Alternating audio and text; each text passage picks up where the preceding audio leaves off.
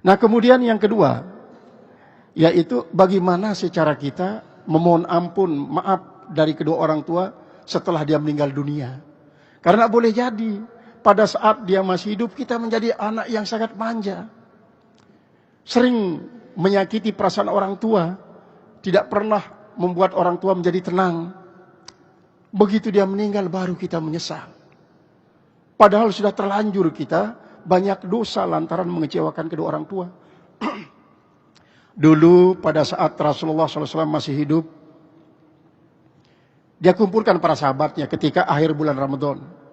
Lalu disuruh para sahabat itu untuk meminta maaf kepada orang tuanya yang masih hidup. Nangis yang sudah meninggal kedua orang tuanya. Apalagi kedua orang tuanya sudah mati kafir. Nah, sekarang ini yang Islam duluan. Maka Rasulullah SAW mengatakan, kamu harus minta maaf kepada sahabat-sahabat yang kebetulan orang tuanya masih hidup. Bersilaturahim dengan mereka. Yang kedua, mohonkan ampun kedua orang tua kita dari segala kesalahannya kalau dia memang punya dosa. Permohonan ampun anak untuk kedua orang tuanya akan diijabah langsung oleh Allah Subhanahu wa taala.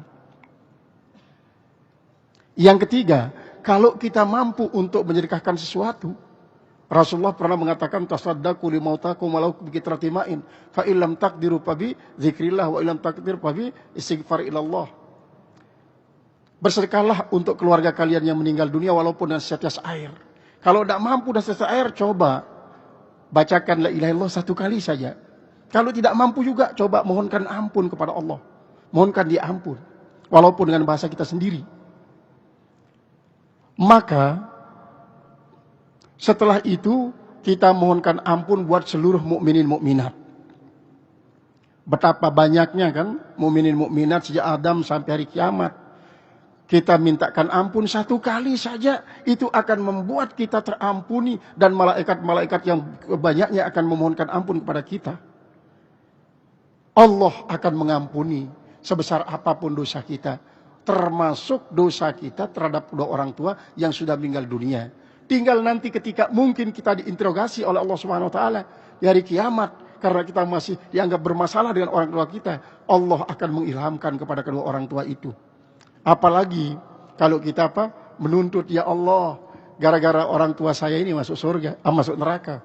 Kenapa engkau masukkan dalam surga sementara kami lantaran kurang pendidikan atau lantaran kami tidak bisa menerima pendidikan yang baik, akhirnya kami dimasukkan dalam neraka, kami keberatan ya Allah. Lantaran itu orang tua ini ilhami kalau begitu masukkan anak saya ke dalam surga. Surga tidak akan enak, tidak akan nikmat tanpa kehadiran anak saya ya Allah. Sampai begitulah nanti. Nah, ini adalah cara kita. Jadi kita tidak usah pesimis dalam kaitannya dengan kesalahan kita kepada orang tua walaupun sudah mati. Bila perlu ziarahi kuburnya Senin, Kemis, Senin, Kemis, Senin, Kemis. Itu. Sambil menghadiahkan fala kalimatut thayyibah dan apapun yang bisa kita lakukan. Niatkan untuk kedua orang tua.